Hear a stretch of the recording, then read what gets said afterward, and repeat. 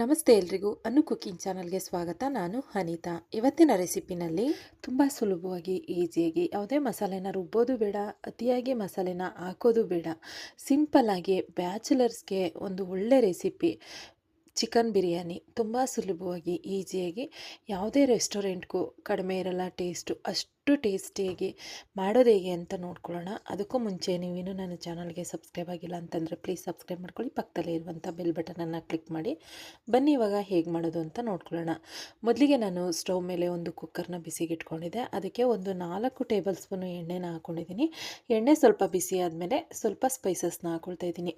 1-2 ಲವಂಗ, ಒಂದು ಸ್ವಲ್ಪ ಚಕ್ಕೆ, ಒಂದು ಸ್ಟಾರ್ ಮೊಗ್ಗು, 2 ಪಲಾವ್ ಎಲೆ, ಒಂದು ಅರ್ಧ ಸ್ಪೂನು ಸೋಂಪು, ಇದಿಷ್ಟನ್ನು ಹಾಕ್ಕೊಂಡು ಅದರಲ್ಲಿರುವಂಥ ಹಸಿ ಸ್ಮೆಲ್ಲೆಲ್ಲ ಹೋಗಬೇಕು, ಅಲ್ಲಿ ತನಕ ಫ್ರೈ ಮಾಡಿಕೊಂಡು ಅದಾದಮೇಲೆ ನಾನಿಲ್ಲಿ 2 ಗೆಡ್ಡೆ ಈರುಳ್ಳಿನ ಸಣ್ಣದಾಗಿ ಉದ್ದುದಕ್ಕೆ ಕಟ್ ಮಾಡ್ಕೊಂಡಿದ್ದೀನಿ.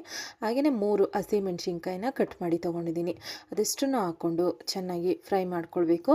ಇದೇ ಟೈಮಲ್ಲೇ 1 ಸ್ಪೂನು ಶುಂಠಿ ಬೆಳ್ಳುಳ್ಳಿ ಪೇಸ್ಟ್ನ ಹಾಕ್ಕೊಳ್ತಾ ಇದ್ದೀನಿ. ಪೇಸ್ಟ್ ಇಲ್ಲ ಅಂತಂದರೆ ತುರಿದ್ಬಿಟ್ಟು ಕೂಡ ಹಾಕ್ಕೊಳ್ಳಿ. ನೀವು ಶುಂಠಿ ಬೆಳ್ಳುಳ್ಳಿ ಪೇಸ್ಟನ್ನು ತುರಿದು ಕೂಡ ಹಾಕ್ಕೊಳ್ಬೋದು, ಈ ರೀತಿ ಪೇಸ್ಟ್ ಇಲ್ಲ ಅಂತಂದರೆ. ಇಲ್ಲ ಅಂದರೆ ಪೇಸ್ಟ್ನ ಆರಾಮಾಗಿ ಮಿಕ್ಸಿ ಜಾರ್ನಲ್ಲಿ ನಾವು ನಮಗೆ ಎಷ್ಟು ಬೇಕೋ ಅಷ್ಟನ್ನು ಮಾಡಿ ಇಟ್ಕೊಂಡ್ರೆ 1 ತಿಂಗಳವರೆಗೂ ನಾವು ಸ್ಟೋರ್ ಮಾಡಿ ಇಟ್ಕೊಳ್ಬೋದು. ಇವಾಗ ನೋಡಿ, ಶುಂಠಿ ಬೆಳ್ಳುಳ್ಳಿ ಪೇಸ್ಟಲ್ಲಿರುವಂಥ ಹಸಿ ಸ್ಮೆಲ್ಲೆಲ್ಲ ಹೋಗಬೇಕು. ಹಾಗೆಯೇ ಈರುಳ್ಳಿ ಹಸಿಮೆಣ್ಸಿನ್ಕಾಯಿ 2 ಚೆನ್ನಾಗಿ ಫ್ರೈ ಆಗಬೇಕು. ಇವಾಗ ಈ ರೀತಿ ಫ್ರೈ ಆದಮೇಲೆ ಇದಕ್ಕೆ ನಾನು ಟೊಮೊಟೊನ ಹಾಕ್ಕೊಳ್ತೀನಿ. ನೋಡಿ, ಇಷ್ಟ ಆದರೆ ಸಾಕು.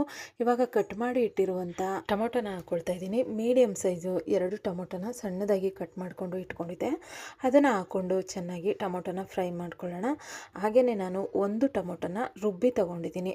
ನಿಮಗೆ ಅದನ್ನು ಅವಶ್ಯಕತೆ ಇಲ್ಲ, ಆಪ್ಷನ್ನು. ನೋಡಿ, ಟೊಮೊಟೊ ಎಲ್ಲ ಚೆನ್ನಾಗಿ ಫ್ರೈ ಆಗಿದೆ. ಇವಾಗ ಇದಕ್ಕೆ ತೊಳೆದಿಟ್ಟಿರುವಂಥ ಚಿಕನ್ ಹಾಕ್ಕೊಳ್ತಾ ಇದ್ದೀನಿ. ಚಿಕನ್ ಬಂದು ಅರ್ಧ kg ಚಿಕನ್ ತೊಗೊಂಡಿದ್ದೀನಿ.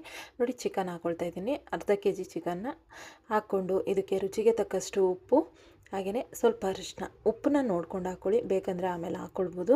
ಇವಾಗ ಇದನ್ನು ಚೆನ್ನಾಗಿ ಮಿಕ್ಸ್ ಮಾಡ್ಕೊಳ್ಳೋಣ. ಚಿಕನಲ್ಲಿರುವಂಥ ನೀರೆಲ್ಲ ಡ್ರೈ ಆಗಬೇಕು, ಅಲ್ಲಿ ತನಕ ಚೆನ್ನಾಗಿ ಫ್ರೈ ಮಾಡ್ಕೊಳ್ಬೇಕು.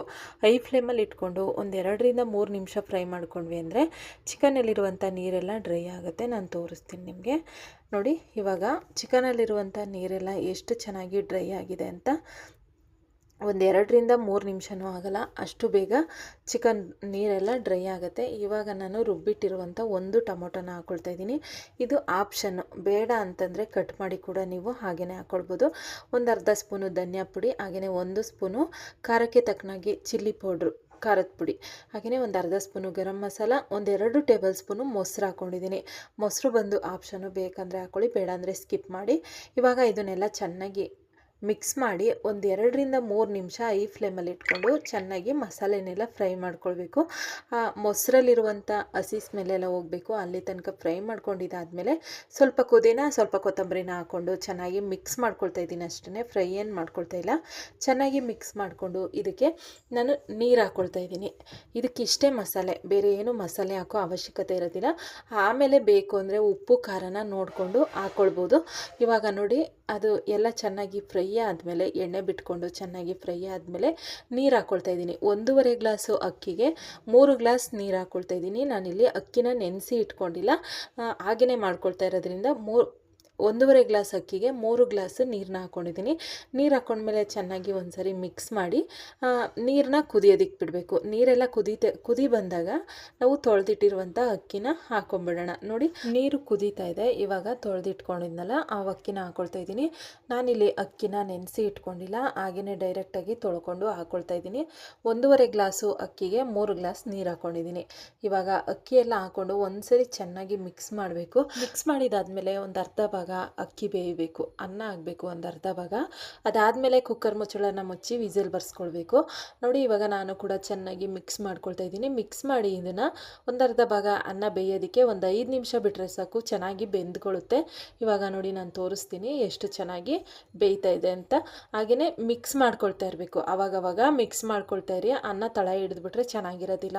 ಇವಾಗ ನೋಡಿ, ಒಂದು ಅರ್ಧ ಭಾಗ ಬೆಂದಿದೆ, ಇಷ್ಟ ಆದರೆ ಸಾಕು. ಇವಾಗ ಇದಕ್ಕೆ ನಾನು ಮುಚ್ಚಳನ ಮುಚ್ಚಿ 1 ವಿಸಲ್ ಬರ್ಸ್ಕೊಳ್ತೀನಿ ಅಷ್ಟೇ. ನನಗೆ ಒಂದೇ ವಿಸಲ್ಗೆ ರೈಸ್ ತುಂಬ ಚೆನ್ನಾಗಿ ಬೆಂದಿರುತ್ತೆ.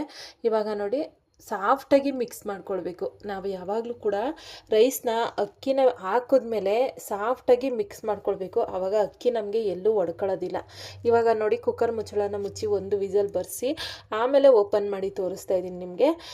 ಎಷ್ಟು ಉದುದ್ರಾಗಿ ರೈಸ್ ಬಂದಿದೆ ಅಂತಂದರೆ ಒಂದೇ ವಿಸಲ್ಗೆ ತುಂಬ ಚೆನ್ನಾಗಿ ರೈಸ್ ರೆಡಿಯಾಗಿದೆ. ಹಾಗೆಯೇ ಎಷ್ಟು ಸಿಂಪಲಾಗಿ ಕಾಣಿಸ್ತಾ ಇದೆ ನೋಡಿ. ಎಲ್ಲಿನೂ ಕೂಡ ನಮಗೆ ಮಸಾಲೆ ಅನಿಸಲ್ಲ.